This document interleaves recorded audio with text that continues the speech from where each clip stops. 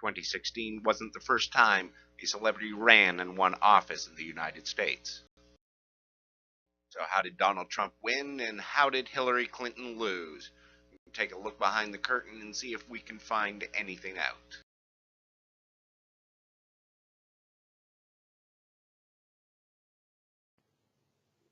Because the hacking covers such a broad range, I'm going to focus for the purpose of this presentation on the hacking of the DNC servers. The first hypothesis is the Russian government provided the assistance to aid in the election of Donald Trump, specifically by hacking the DNC servers. The intelligence community assessment of January 2017 determined the Russian government attempted to influence the 2016 election in favor of Donald Trump, including involvement in hacking of the DNC server. The assessment was neither definitive nor unanimous, as has been suggested in the media and by politicians. It did suggest a high confidence finding by both the FBI and the CIA, and a moderate confidence by the NSA. What do these confidence assessments mean, though? As outlined in the ICA document, high confidence does not imply this is either a fact or a certainty.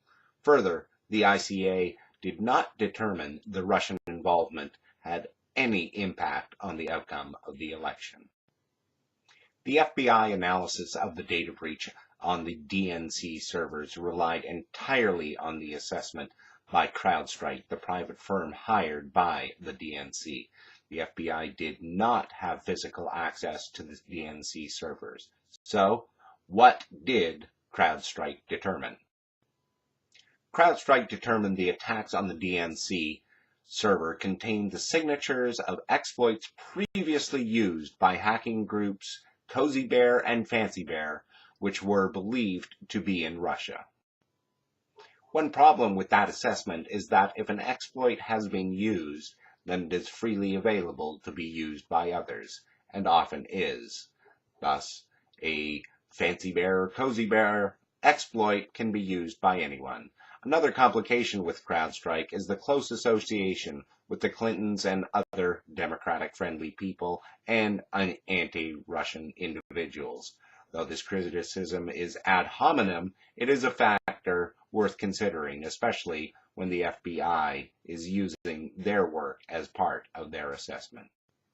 VIPS, a group of veteran intelligence experts, independently evaluated the DNC server attack and determined it was more likely the hack was carried out internally. However, their assessment was far from definitive. The file copy speeds, which VIPS relied on to determine the hack was an inside job, could be reasonably carried out externally, as determined by other analysts. Also, there was more support for CrowdStrike's analysis, which has emerged over the last few months.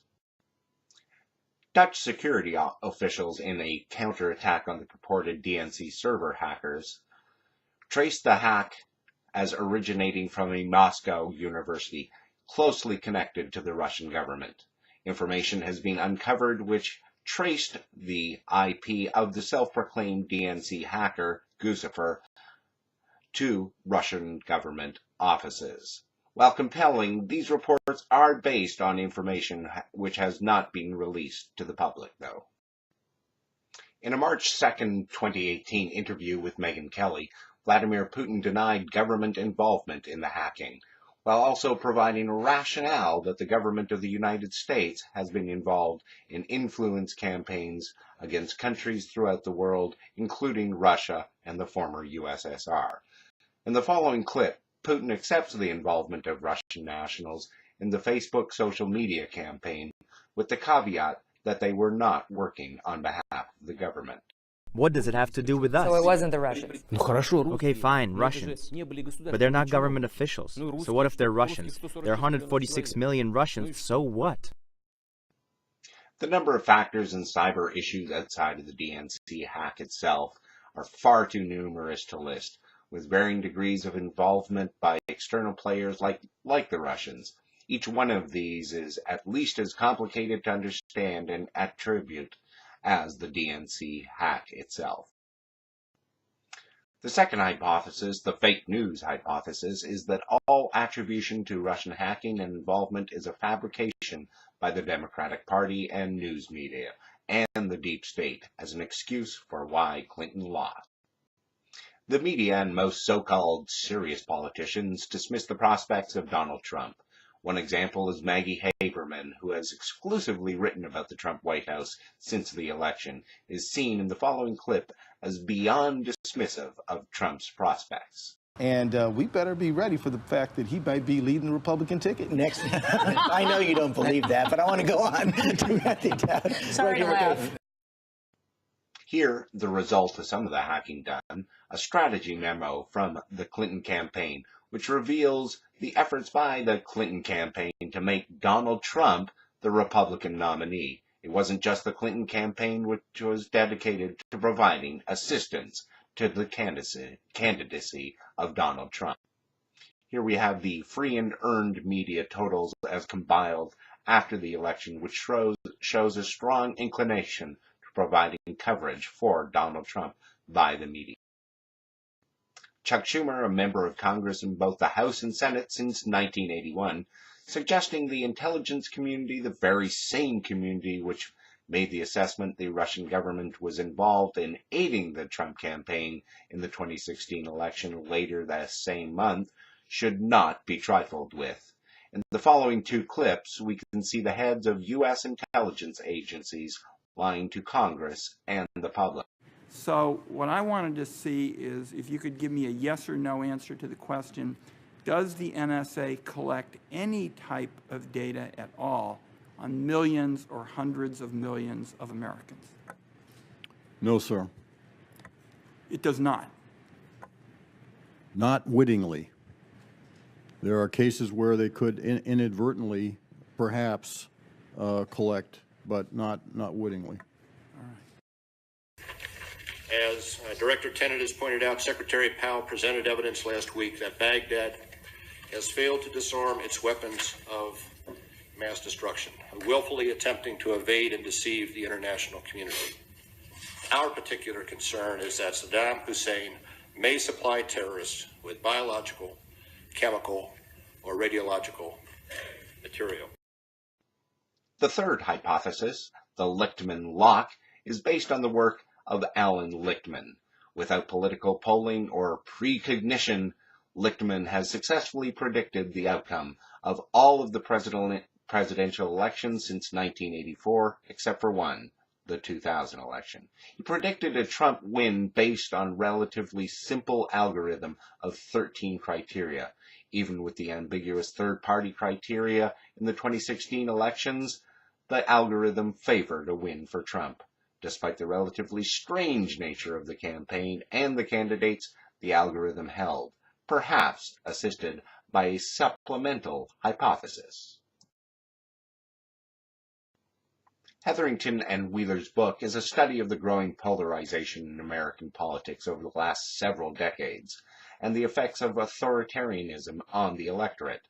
Irrespective of any other complicating factors, the DNC hack, the effect of social and traditional media, and a myriad of other factors, it is the fact the electorate is so polarized and dug in along partisan lines which may actually strengthen Lichtman's historical algorithm model.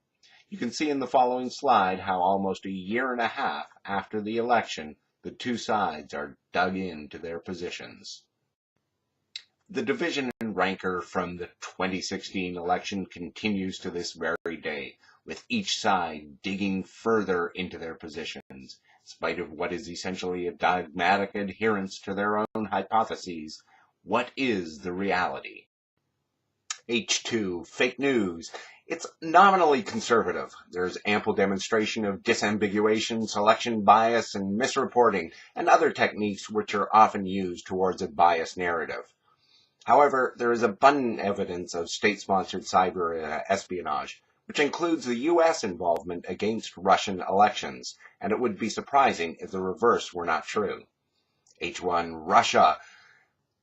It adheres to obvious facts. Cyber-espionage was a component of the 2016 elections. There is significant and acknowledged evidence of Russian nationals involved at some level. For this reason, H1 is more conservative than H2. However, due to the secrecy and enigmatic nature of cyber-espionage, there are assumptions made by H1 which cannot be definitively verified. H3, the Lichtman lock.